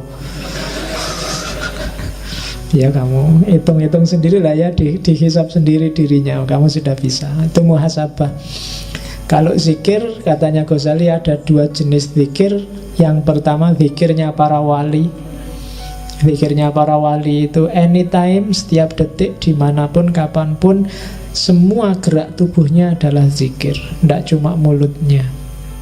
Ada juga zikir ashabul yamin. Zikir ashabul yamin itu kalau ingat ya zikir, kalau enggak ya lupa. Tidak apa-apa, begitu ingat zikir lagi. Tapi terus sibuk apa, lupa lagi, ingat lagi, tidak apa-apa. Orang kayak gini masih sangat baik, namanya ashabul yamin. Yang jelek adalah orang yang melupakan zikir atau secara sengaja memang tidak mau berzikir. Zikir itu enggak harus kamu patok sekian ribu kali dengan kalimat apa. Yang penting hatimu merasa bahwa ada Allah yang selalu mengawasimu, Allah yang hadir selalu dalam hidupmu. Terus rasakan itu. Orang yang makomnya wali itu sudah merasa tiap hari jajar sama Allah. Jadi otomatis seluruh gerak tubuhnya itu gerak tubuh yang berzikir. Jadi itu 2 jenis zikir. Kita mungkin masih di makom yang kedua, atau minimal kita harus ada di situ. Begitu kita sibuk apa, Allah lupa, kelupaan. Tapi tiba-tiba, oh iya, aku kan harus Allah, balik lagi ke Allah. Nanti sibuk lagi mikir, apalagi harus balik. Jadi terus bolak-balik gitu, tidak apa-apa. Paling tidak yang semacam itu namanya ashabul yamin. Dan Ghazali juga ngomong kebahagiaan perkawinan. Saya nggak bisa ngomong banyak yang tentang ini. Bukan kamu baca sendiri, tapi kamu alami sendiri besok. Bagaimana kebahagiaan perkawinan. Cuma yang tak tulis di situ yang ketiga itu, Ghazali punya kriteria sendiri. Besok kalau nyari istri apa nyari suami, yang pertama perhatikan akhlaknya. Kalau di hadis itu kan agamanya. Cuma katanya Ghazali jangan salah, yang dimaksud agama situ bukan yang rajin tahajud atau yang tiap hari puasa, tapi terutama dari agamanya lihatlah akhlaknya. Karena kadang-kadang ibadah formalnya bagus, akhlaknya jelek, perilaku sehari-harinya rusak, menyusahkan orang lain. Saiful Jamil itu puasa Senin Kemis, sholat tahajud. Jadi habis sholat tahajud, asistennya mau dibangunin sholat subuh, kok yo cuma pakai celana pendek. Kejadianlah itu. Jadi akhlaknya tidak beres, meskipun ibadah formalnya beres. Maka pertama-tama lihatlah akhlaknya. Syukur-syukur akhlaknya nyambung sama ibadah formalnya. Ngajari orang untuk sholat itu lebih mudah daripada ngajari orang untuk jujur, untuk sabar, untuk tekun. Jadi katanya Ghazali yang pertama akhlaknya. Begitu akhlaknya rusak, maka agama juga akan cepat sekali rusaknya. Jadi pertama-tama pilihlah agama. Cuma dari agama itu pilihlah yang pertama, ceklah akhlaknya. Jadi kalau besok kamu nelisik orang yang mau jadi istrimu apa jadi suamimu, ya biasanya kalau orang kampung sholat ndak, puasa ndak, ya bagus-bagus saja. Cuma selain itu tanyakanlah akhlaknya, perilakunya pada orang tua, pada tetangganya, pada teman-temannya, kesan mereka dan seterusnya. Jadi yang pertama akhlaknya, yang kedua kebiasaannya tiap hari apa. Itu menentukan loh. Kalau nggak cocok sama kebiasaanmu tiap hari, itu bisa jadi masalah. Kalau malam Pak, saya sukanya tidur habis isya sampai subuh. Jangan nyari istri atau suami yang kalau malam nggak pernah tidur, tahajud terus misalnya bisa sampai itu, alamat itu wis mesti rame, ya kan? Ya kecuali kamu bisa ngajari suamimu, istrimu, ya mas tahajud ya tahajud, cuma ya karena sudah punya istri ya sujudnya agak lama kalau tahajud. Ya, harus bisa ngajari tabiat, harus menyesuaikan. Yang ketiga kecantikan, paling tidak menurutmu ya, ya kan? Cantik tidak cakep itu kan sifatnya agak subjektif. Maka begitu kamu ngelamar seseorang, kesanmu harus ada bahwa dia cantik, bahwa dia cakep, entah dilihat dari bagian mananya. Pokoknya harus ada itunya. Kalau enggak ya kamu tersiksa sampai mati. Kawin tidak ada bagus-bagusnya sama sekali. Sabot itu wes. Jadi paling tidak harus ada kerenteknya bahwa wah, meskipun orang lain dulu kok mau kayak gitu, apa-apa, yang penting kamu sendiri merasa bahwa dia ada unsur cakepnya, entah dilihat dari belakang apa dari atas. Terus yang keempat sama Ghazali dibahas juga tuntutan mahar. Mahar itu katanya Ghazali jangan mau terlalu mahal, mesti di belakang jadi masalah, atau terlalu murah juga akan jadi masalah. Sekarang kan murah, kamu bondo 20.000 beli Quran sama sajadah, atau nunggu dikasih sajadah temenmu yang habis umroh kan sah sudah. Ya kan itu terlalu murah. Oke, dulu saya punya temen itu masih kuliah sudah nikah, maharnya seperangkat alat sholat. Cuma karena sebelum ijab itu diajak ngobrol sama KUA-nya, sekolahnya di mana? Sekolahnya di IAIN itu. Waktu ijab kabul dia salah, harusnya seperangkat alat sholat, keliru seperangkat alat sekolah. Dibayar tunai. Enak kalau seperangkat alat sekolah kan, pensil, pulpen itu. Oke. Ya dan yang terakhir, boleh juga memperhatikan keturunan. Oke, kuncinya bahagia kayak tadi ya, membereskan nafsu sama amarah. Hasilnya nafsu sama amarah itu akhlak yang mulia. Untuk akhlak mulia katanya Ghazali, jalannya ada 3. bisa dipaksa, bisa dibiasakan, bisa dengan cara tafakkur. Ada orang yang mikir tidak bisa, dilatih nggak bisa, atau tidak mau, maka harus dipaksa. Jujur itu kalau memang susah sekali ngelatih orang jujur, dipaksa. Mungkin dibikin undang-undang, dibikin hukum, barang siapa nggak jujur dihukum. Itu paksaan. Karena manusia itu mudah ketipu. Maka untuk bisa bahagia, taklukkan dirimu, dan hasilnya menaklukkan diri, itu akhlak mulia. Untuk membentuk akhlak mulia, paksalah. Atau seandainya unsur paksanya kurang kuat, biasakan. Pak, saya biasanya bohong ya Pak, ya pelan-pelan, jujur dikit-dikit. Pak, saya sholat malam itu berat ya Pak, yo habis isya, pelan-pelan, nanti lama-lama terbiasa. Biasakan aja. Karena manusia itu tidak ada sesuatu yang ringan apa berat kecuali dia sudah dibiasakan. Kalau dibiasakan, yang berat bisa jadi ringan. Kalau nggak terbiasa, ringan pun jadi berat luar biasa. Sholat duha misalnya, itu kan ringan. Pagi kamu nganggur, tidak ada apa-apa. Tapi kalau nggak dibiasakan juga rasanya sangat berat. Jadi biasakan. Dan yang terakhir, untuk lebih memudahkan pembiasaan, akalmu harus setuju. Untuk akalmu setuju, tafakur, mikir. Dan untuk belajar mikir yang benar, kamu harus ngerti filsafat. Ya, makanya kamu ada ngaji filsafat. Terus orang yang akhlaknya jelek, di kimia itu ada 4 jenis. Perangilah 4 jenis akhlak jelek ini. Yang pertama, orang bodoh. Yang kedua, sudah bodoh sesat.